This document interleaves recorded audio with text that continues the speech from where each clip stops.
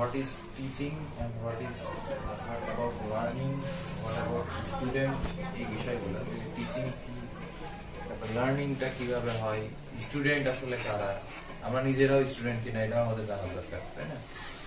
তো যাই হোক, সবাইকে আবারও শুভেচ্ছা জানাচ্ছি এবং শুভ সকাল। আজকের এই সেশনে আমি মূলত আপনাদের কাছে এসেছি আপনাদের শেখানোর উদ্দেশ্য না, আমি যেখানেই যাই এই কথাটাই বলি যে আমি নিজেও কিছু সেখান থেকে শিখতে চাই। কারণ লার্নিংটা হলো এমন একটা ব্যাপার যে এটা শেয়ারিং এর ব্যাপার, যে আমি শেখানোর জন্য গেলাম সেই জায়গাতে যে শুধু শিখাই আনবো বিষয়টা তা না, ওখানে যে আমি অনেক কিছু নিজেও শিখে আসি। কারণ আমার মস্তিষ্কে যা আছে, আমার মগজ কোষের ভিতরে যেটুক আছে জ্ঞান, তার বাইরে যে আরো কিছু নাই সেটা একেবারেই ভুল ধারণা। তার বাইরে অনেক কিছু আছে যেটা হয়তোবা ওই জায়গাতে আমার যাওয়ার সুযোগ হয়নি, অথবা ওই কাজগুলো করে আমার সেই অভিজ্ঞতাটা এখন পর্যন্ত অর্জন করা সম্ভব হয়নি, এই জন্য আমি ওগুলো জানি না। তো প্রত্যেকটা মানুষের কাছ থেকে শেখার অনেক কিছু আছে। তো যাই হোক, আমরা আসলে যারা টিচার, আমরা শিক্ষকতা করছি, তো আমরা এই শিক্ষকতা মূলত আসলে প্যাশন থেকে করি। কোন শিক্ষকরা যদি মনে করে যে আমি অর্থনৈতিক ভাবে একটু স্বাবলম্বী হওয়ার জন্য শিক্ষকতা করব, তাহলে অন্তত বাংলাদেশে শিক্ষকতা করা কঠিন ব্যাপার। মানে শিক্ষকদের আসলে অর্থনৈতিক বিষয়গুলো অন্যান্য পেশার মতো খুব একটা সামঞ্জস্যতাপূর্ণ না। এখানে শিক্ষকতা করতে হলে শখের বশতই করতে হয়। তো আসলে এই যে আমরা শিক্ষকতা করছি, ইকোনমিক্যালি আমাদের সাপোর্টিংটা খুব একটা বেশি না, মোটামুটি চলার মতো। যদিও এগুলো আগের চেয়ে এখন একটু ভালো অবস্থানে আসছেন শিক্ষকরা, তো এই সাপোর্টিংটা বেশি না, চলার মতো। তারপরেও আমাদের অনেক বড় দায়িত্ববোধ কাজ করে। কেন? যে আমার মাধ্যমে একটা শিক্ষার্থী সুশিক্ষা পেতে পারে, আমার মাধ্যমে একটা শিক্ষার্থী ভুল শিক্ষা পেতে পারে। তাহলে আমরা শিক্ষাকে বিভিন্ন রকম ভাবে ডিফাইন করছি। শিক্ষাকে আমরা যদি খুব সহজে বলতে চাই যে শিক্ষাটা কি, আসলে শিক্ষাটা খুব সহজে যদি আমরা বলতে চাই, তাহলে আমরা বলতে পারি এটা হলো জ্ঞান অর্জনের পদ্ধতি। একজন শিক্ষার্থীর কাছে শিক্ষাটা হলো জ্ঞান অর্জনের পদ্ধতি, আর একজন শিক্ষকের কাছে শিক্ষা হলো জ্ঞান বিতরণের পদ্ধতি। তাহলে আমরা যেভাবে জ্ঞানটা দিচ্ছি, যে সিস্টেমটা ডেভেলপ করছি, সেই সিস্টেমটাই মূলত শিক্ষা। এখন দেখেন যে আপনারা 4-5 জন শিক্ষক, 6 জন শিক্ষক, 10 জন শিক্ষক, 50 জন শিক্ষক আছেন, আপনাদের টিচিং কিন্তু 50 রকমের হবে। এটা সহজ। কারণ কি? Teaching is a art. Teaching is an art. কেন? যে আপনি আপনার নিজেকে সেইভাবে রিপ্রেজেন্ট করবেন। আপনি একজন আর্টিস্ট, তাহলে একটা ছবি আপনাকে তৈরি করতে দেওয়া হয়েছে, এখন আপনাকে ডিফাইন করতে হবে যে এই ছবিটা আপনি পেন্সিল স্কেচে করবেন, না জল রং দিয়ে করবেন, না অন্য কোনো কালার ইউজ করবেন। ঠিক আছে? তাহলে এই বিষয়টা এটা একটা রুচিবোধের ব্যাপার। আপনি আপনার শেখানোর পদ্ধতিটা কিভাবে উপস্থাপন করবেন, এটা সবসময় ডিফারেন্ট হবে অন্যদের চেয়ে। এবং এটা একটা অবশ্যই শৈল্পিক কাজ। যে যত বেশি এর ভিতরে শিল্প গুণ এর ভিতরে দিতে পারবেন, তার টিচিং কোয়ালিটি তত হাই থটের হবে। এটা হলো বাস্তবতা। তাহলে আমাদের শিক্ষার্থীরা তো বিভিন্ন কোয়ালিটি থাকে, প্রত্যেকের মেধা কিন্তু একরকম না, কখনোই একরকম না। আপনি দেখবেন যে ফার্স্ট বেঞ্চে যে স্টুডেন্টটা বসেছে, সে হয়তোবা একটু বেশি চঞ্চল টাইপের হতে পারে, একটু বেশি কথার রেসপন্স করতে পারে। লাস্ট বেঞ্চে যে ছেলেটা বসেছে, সে হয়তো একদম চুপচাপ, কথাবার্তা কম বলে। আমরা ক্লাসে কিন্তু এরকম স্টুডেন্ট দেখি। তাহলে এর মানে এই না যে যে স্টুডেন্টটা সামনে বসেছে, যে বেশি রেসপন্স করতে, সেই শুধু আমি যেটা শিখাচ্ছি সেই শুধু শিখবে, আর পেছনে যে আছে সে শিখতে পারবে না, বিষয়টা তা না। তাহলে এইটার উপরে আমাদের কি করতে হবে? আমাদের কাজ হলো আমাদেরকে অবজার্ভ করা, ব্রেন স্টর্মিং করা, যে আমার ব্যাক বেঞ্চে যে স্টুডেন্টটা বসে আছে, যে কম কথা বলে, আমি বুঝতে পারছি তার আন্ডারস্ট্যান্ডিং লেভেলটা অন্যদের তুলনায় একটু কম, সেক্ষেত্রে আমরা কি করতে পারি, তাকে আমাদের আলাদাভাবে কেয়ার করতে হবে। কিভাবে সেটা, যে আমি ওই স্টুডেন্টের সঙ্গে বেশি বেশি ইন্টারাকশন করব, আমরা ওই স্টুডেন্টকে ক্লাসরুম অ্যাক্টিভিটিজের সঙ্গে বেশি ইনভলভ করে ফেলবো। কেন? তার ভিতরে যে জড়তা এবং সংকোচ যেটা আছে, এটা অনেক বাচ্চাদের মধ্যে থাকে। কেন থাকে? যে এখন তো দেখেন যে বাচ্চারা খেলাধুলার তেমন একটা সুযোগ পায় না, বাসার মধ্যে বেশিরভাগ সময় থাকে, মোবাইল ফোনে গেম, প্রযুক্তির আসলে অগ্রগতির কারণে এগুলো হয়েছে। এটার নেগেটিভ দিকও থাকতে পারে, পজিটিভ দিকও থাকতে পারে। এখন বিষয়টা হলো যে শিক্ষার্থী বাইরে মেলামেশার সুযোগ পাচ্ছে না, মাঠে যে খেলাধুলার সুযোগ পাচ্ছে না, তার মানসিক বিকাশটা, আর যে শিক্ষার্থী একদম ঘরের মধ্যে বসে আছে মোবাইল ফোন নিয়ে, দুইটার একটু ডিফারেন্স তো থাকতে পারে, পার্থক্য থাকবে, এটাই স্বাভাবিক। এখন গ্রামের একটা ছেলে 5-6 বছরের বয়সের একটা ছেলেকে দেখবেন যে একাই রাস্তায় হেঁটে বেড়াচ্ছে। আমরা শহরে কি আমাদের ছেলে মেয়েদেরকে একাই ছেড়ে দিতে পারি না। তার মানে কি, ওই ছেলেটা 5-6 বছরের ছেলে, গ্রামের ছেলেটা, ওর আসলে মেন্টালি ইমপ্রুভমেন্টটা বেশি। মানুষের সঙ্গে ছোট মানুষ কিন্তু সবকিছু চিনছে, জানছে। আর আমাদের ছেলেমেয়েরা বাইরে বের না হওয়ার কারণে হতে পারছে না। এটার জন্য আসলে আমি বলবো না যে এটা আমাদের দোষ, মূলত এটা পরিবেশের কারণ। যে পরিবেশ আমাকে ওইরকম ভাবে তো সাপোর্ট দিচ্ছে না। আমি তো চাইলেই আমার সন্তানকে বাইরে এখন ছেড়ে দিতে পারছি না। হ্যাঁ, অনেক ধরনের সমস্যা তৈরি হয়। তো যাই হোক, আমাদের তাহলে এই টিচিং এর ব্যাপারে জানতে হবে যে একজন শিক্ষকের ফার্স্ট অফ অল শিক্ষকের কি কি গুণ থাকা উচিত। এখন দেখেন যে আমরা সবকিছু কিন্তু মুখ দিয়ে বলতে পারি, কিন্তু যদি আমাদের প্রশ্ন করা হয় যে আপনার 5টি দোষ বলেন আর 5টি গুণ বলেন, 5টা গুণ দেখা যাচ্ছে যে মোটামুটি বলে ফেললাম, দোষ আর খুঁজে পাচ্ছি না। আমার চেয়ে ভালো মানুষ আর কে আছে তখন তাই মনে হবে, আমার তো কোনো দোষ নেই। বাইরের জন্য জিজ্ঞেস করলে 100টা দোষ পাওয়া যাবে। হ্যাঁ, কিন্তু আপনি যদি জিজ্ঞেস করেন যে স্যার অমুকের কি কি সমস্যা একটু বলেন তো, আপনার কাছে কি কি মনে হয়, 1 মিনিটের ভিতরে 10টা সমস্যা বলে দেওয়া সম্ভব। যদি তার সম্পর্কে আমার নিজেরও নেগেটিভ আইডিয়া থাকে, তার সম্পর্কে আমি যদি মনে করি যে আমার যদি অপছন্দের ব্যক্তি সে হয়, তাহলে 10টা দোষ বলে দেওয়ার কোনো ব্যাপারই না। তাহলে 5টা গুণ 5টা দোষ আমরা আমাদের নিজের সম্পর্কে বলতে পারছি। টিচারকে আসলে প্রথম যেটা হতে হবে সবার আগে, যদিও আমি যেটা বলতে চাচ্ছি সেটা আসলে কোনো প্রফেশনের সাথে যায় না, যে ওইটা একটা আলাদা ব্যাপার, ইউনিক একটা ব্যাপার। সেটা কি, যে ভালো মানুষ, এটা তো সবার জন্য প্রযোজ্য। এটা এরকম না যে একজন অন্য পেশাজীবী একজন মানুষ তাকে ভালো মানুষ হতে হবে, এটা তা না। এটা ইউনিক একটা ব্যাপার, যে কোনো পেশাতে থেকেই তাকে ভালো মানুষ হতে হবে, তা না হলে সেই পেশাতে সে ভালো করতে পারবে না। ঠিক আছে, তাহলে দেখেন যে প্রথমে আমাদের ভাবতে হবে একজন টিচার হিসাবে যে আমি একজন পরিপূর্ণ ভালো মানুষ কিনা, এটা আমি আমার নিজের বিবেকের কাছে প্রশ্ন করি। ঠিক আছে, আবার না ভাবি যে আমি তো এবার সবচেয়ে বড় গরুটা কুরবানি দিয়েছি, তাহলে আমার চেয়ে ভালো মানুষ তো আর কেউ নাই। তাহলে এটা কি হবে, এই যে বড় গরুটা আমি কিনেছি, মানুষকে দেখিয়েছি, এটা হলো আমার আবেগ, আর আমি আমাকে নিজেকে যে জাজ করতে পারছি এটা হলো আমার বিবেক। তাহলে আমি ওই আবেগ দিয়ে যদি আমার বিবেককে নষ্ট করে ফেলি, তাহলে এর চেয়ে খারাপ কিছু আর হবে না। এটা হলো সবচেয়ে খারাপ একটা কাজ হয়ে যাবে, এবং নিজেকে ধ্বংস করার মতো একটা কাজ যদি আমি আমার আবেগ দিয়ে আমার বিবেককে নষ্ট করে ফেলি। তাহলে আমি আমার বিবেক দিয়ে সবকিছুকে জাজ করার চেষ্টা করব একজন টিচার হিসেবে। তাহলে সবার আগে আমাকে ভালো মানুষ হতে হবে।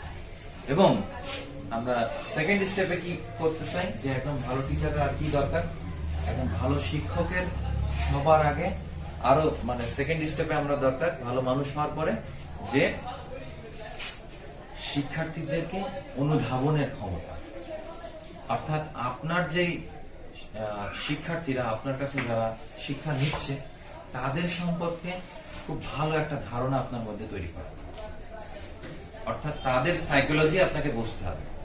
এখানে যদি 20 জন শিক্ষার্থী থাকে, তাহলে 20 জন শিক্ষার্থীর সঙ্গে আপনাকে খুব ভালোভাবে তাদেরকে অবজার্ভ করতে হবে, এবং অবজার্ভ করে তাদের লার্নিং লেভেল জানতে হবে, তাদের মানসিকতা জানতে হবে, তাদের মনের ভিতরে কি ইচ্ছা আছে, কোন শিক্ষার্থী একটু বেশি চঞ্চল, কোন শিক্ষার্থী একটু বেশি জানতে চায়, কোন শিক্ষার্থী খেলতে চায় বেশি। এগুলা কিন্তু আপনি চাইলেই আপনার স্টুডেন্টকে অবজার্ভ করে ফেলতে পারবেন। এবং এটাই হলো সবচেয়ে বড় দরকার। কারণ কি, আপনি তো শুধু একজন শিক্ষক নন, আপনি একজন মনোবিজ্ঞানী, পাশাপাশি একজন দার্শনিক, যেটা অন্য পেশার মানুষদের ভিতরে থাকবে না।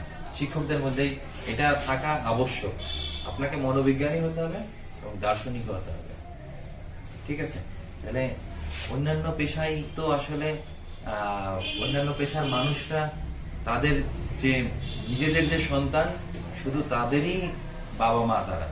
আর শিক্ষকতায় আসলে অনেক সন্তানের বাবা মা হওয়া যায়। মানে বাবা মার মতো দায়িত্ব শিক্ষককেও পালন করতে হয়। যদিও বাবা মার মতো কখনো শিক্ষকরা হতে পারে না। শিক্ষক, বাবা মা হলো পৃথিবীর সবচেয়ে সেরা শিক্ষক, এটা আমি বিশ্বাস করি।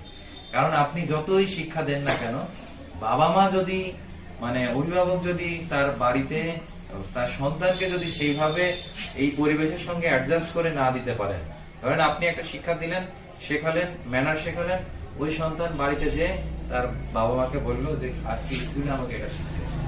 বাবা মা যদি ওইটাকে সাপোর্ট না দেয়, তাহলে ওই সন্তান কখনোই স্কুল থেকে শিখে ভালো মানুষ হতে পারবে না। বাবা মাকে ওইটার সঙ্গে অ্যাড করে আরো কিছু বলতে হবে। হ্যাঁ, তুমি তো এগুলো করবেই, এর পাশাপাশি তোমাকে এটাও করতে হবে। তবে দেখবেন যে একটা ভালো স্টুডেন্ট বেরিয়ে আসতে হবে। তাহলে আমরা যাদেরকে নিয়ে কাজ করি, প্রোডাক্ট তো আমাদের স্টুডেন্ট। তাহলে স্টুডেন্টের ভালো হলেই বুঝতে হবে যে আমার সাকসেস হচ্ছে। তাহলে আন্ডারস্ট্যান্ডিং লেভেলের কথা বললাম, যে স্টুডেন্টের সাইকোলজি বুঝতে হবে, স্টুডেন্ট আর আমাদের সেই ফিলোসফি আমাদের ভিতরে তৈরি করতে হবে। আচ্ছা, এবার হলো আমাদের মনে রাখতে হবে যে আমাদের কমিউনিকেশনটা, টিচার এবং স্টুডেন্টের কমিউনিকেশনটা কেমন। অনেক সময় আমরা দেখি যে আসলে টিচিং অনেক ক্ষেত্রেই একটা বোরিং হয়ে যায়, মানে বোরিং জায়গাতে আমরা চলে যাই। যে মাঝে মধ্যে অনেক স্টুডেন্ট হয়, অনেক জ্ঞান করতে পারে, ক্লাসে পরিচয় করতে পারে, নিজের ভিতরে একটা আলাদা ইয়ে হতে পারে যে আর ভালো লাগছে না, হ্যাঁ, এক অসহ্য জীবন, এরকম একটা ভিতরে গিয়ে কাজ করতে পারে। আসলে এটা হওয়াটাই স্বাভাবিক, আমি এটাকে নেগেটিভ ভাবে দেখছি না। এটা আপনার মধ্যে হবে অ্যাজ এ হিউম্যান বিং, মানব জাতি হিসেবে, মানুষ হিসেবে আমাদের এরকম বিরক্ত হতেই পারি আমরা। কিন্তু এটাকেও আবার কন্ট্রোল করার ক্ষমতা শিক্ষকদের যতটুকু আছে, অন্য পেশার মানুষদের ততটুকু থাকবে। এই কন্ট্রোলিং পাওয়ারটা আপনার মধ্যে অন্যান্য মানুষের চেয়ে বেশি থাকবে, because you are a teacher. ঠিক আছে? তার মানে আমাদের যদি রাগ হয়, তাহলে আমাদের সেই রাগটাকে দমিয়ে ফেলার ক্ষমতা থাকতে হবে। এটা হলো একটা ভালো টিচারের কোয়ালিটির মধ্যে পড়বে। ঠিক আছে? আচ্ছা, এইটা একটা গেল। আর একটা বিষয় হলো যে আমরা স্টুডেন্টকে যে মানে পড়াশোনার ব্যাপারে যে আমরা মানে ক্রিয়েটিভ স্টুডেন্ট তৈরি করার ক্ষেত্রে আমরা কি কি ভূমিকা রাখছি। অর্থাৎ আমি শিক্ষক, আমি আমার শিক্ষার্থীকে কিছু জিনিস গদবাঁধা নিয়মে মুখস্থ করালাম, নাকি ওই জিনিসগুলো আমি কোনো টেকনিক্স অ্যাপ্লাই করে, অর্থাৎ আমি কোনো পদ্ধতি অবলম্বন করে, অথবা আমি নিজে তৈরি করে কোন একটা সিস্টেম অ্যাপ্লাই করে তাকে মুখস্থর বাইরে অন্য কোনো প্রক্রিয়ার মাধ্যমে তার মাথার ভিতরে ঢোকাতে পারলাম কিনা। এটা একটা বড় কোয়ালিটি আর কি। আপনাকে মনে করতে হবে যে আপনি কিভাবে ওই স্টুডেন্টের কাছে এই বিষয়গুলো খুব সহজভাবে তুলে ধরতে পারছেন। একটা কথা সবসময় মনে রাখবেন, সহজভাবে বলাটাই হলো সবচেয়ে কঠিন কাজ। সহজভাবে কোনো কিছু করাটাই কঠিন কাজ। তার মানে কি, আপনাকে যখন সহজভাবে আপনি কিছু করতে যাবেন, তখন ওইটা নিয়ে আপনাকে ভাবতে হবে যে আমি এটাকে কিভাবে কম্পাইল করে, কিভাবে সহজভাবে আমি বলতে পারি। আর যখন আপনি কঠিন কিছু করতে যাবেন, দেখা যাচ্ছে বইয়ের একটা কঠিন কোনো একটা কিছু কঠিন ভাষায় লেখা আছে, আপনি মুখস্থ করে ফেললেন। ওইটা মুখস্থ করাটা কিন্তু, মুখস্থ করে ফেলা মানে এটা কঠিন কাজ না, জাস্ট কপি করে ফেললেন। কিন্তু যখন ওইটা আপনি সহজভাবে উপস্থাপন করতে যাবেন, তখন ওইটা নিয়ে আপনাকে স্টাডি করতে হবে, সময় দিতে হবে। তাহলে আমরা ওই কাজটাই করব যে স্টুডেন্টের লেভেল বুঝে স্টুডেন্টের সহজভাবে সবকিছু উপস্থাপন করব। যাই হোক, আর একটা বিশেষ গুণ আমাদের অবশ্যই থাকা উচিত, সেটা হলো যে শিক্ষার্থীদের ভিতরে বৈষম্যমূলক আচরণ বা বৈষম্যমূলক কোনো কথাবার্তা আমাদেরকে না বলা। যেমন ধরেন যে একটা শিশু প্রতিবন্ধী হতে পারে আপনাদের ক্লাসের স্টুডেন্ট থাকতে, অথবা আমি বুঝতে পারছি যে সে মানসিকভাবে তার একটু সমস্যা আছে, অথবা শারীরিকভাবে কোনো একটা সমস্যা আছে, সে একটু দুর্বল হতে পারে। তো এই জন্য আসলে সে আপনাকে অন্য স্বাভাবিক স্টুডেন্টরা একটা জিনিস যত সহজে বুঝতে পারছে, ওই স্টুডেন্ট কিন্তু তত সহজে বুঝতে পারবে না, কিংবা একই কথা আপনাকে অনেকবার বলবে। আপনি এখনই বলে দিলেন, 1 মিনিট 2 মিনিট পরে আবার ওটা জিজ্ঞেস করবেন। এটা আসলে আমাদেরকে বুঝতে হবে যে ওই স্টুডেন্টের ভিতরে যে লেভেলটা, লার্নিং লেভেলটা যেটা দরকার, সেটা আসলে ওর ভিতরে নাই। এটা ওর দোষ না, এটা একেবারে ওর দোষ না, ও তো এইভাবে এসেছে দুনিয়াতে। তাহলে ওকে আমাকে সেইভাবে, আমি যদি ওর টিচার হই, আপনি যদি নিজে মানেন যে আপনি ওই স্টুডেন্টের টিচার, তাহলে তাকে শেখানোর লায়াবিলিটিস আপনার। আর যদি না মানেন যে আমি তার টিচার না, তাহলে এটা আলাদা বিষয়। তার মানে আপনি যদি বলে ফেলেন যে আমি তার টিচার না, তাহলে সেও আপনার স্টুডেন্ট না, তখন তো বিকল্প চিন্তা হবে যে সে তখন অন্য কোথাও পড়বে। তাহলে সেক্ষেত্রে আমাদের ভাবতে হবে যে সে আমার স্টুডেন্ট কিনা। যদি আমার স্টুডেন্ট হয়ে থাকে আর আমি তার টিচার হয়ে থাকি, তাহলে তাকে শেখানোর জন্য আমাকে ধৈর্যশীল হতে হবে। আর একটা বিষয় হলো যে ধর্ম নিরপেক্ষতা। একটা ক্লাসে বিভিন্ন ধর্মের শিক্ষার্থী থাকতে পারে, মুসলিম, হিন্দু, বুদ্ধিস্ট, খ্রিস্টিয়ান, এই ধর্মের স্টুডেন্ট আমাদের এখানে থাকতে পারে। তাহলে আমাদের মনে রাখতে হবে যে আমরা যখন কোনো ধর্ম নিয়ে কথা বলছি, তখন যেন আমার আরেকজন স্টুডেন্টের কাছে সেটা সাংঘর্ষিক না হয়ে যায়। তাহলে প্রত্যেকটা ধর্মেরই মেইন যে মেসেজটা, সেটা কি?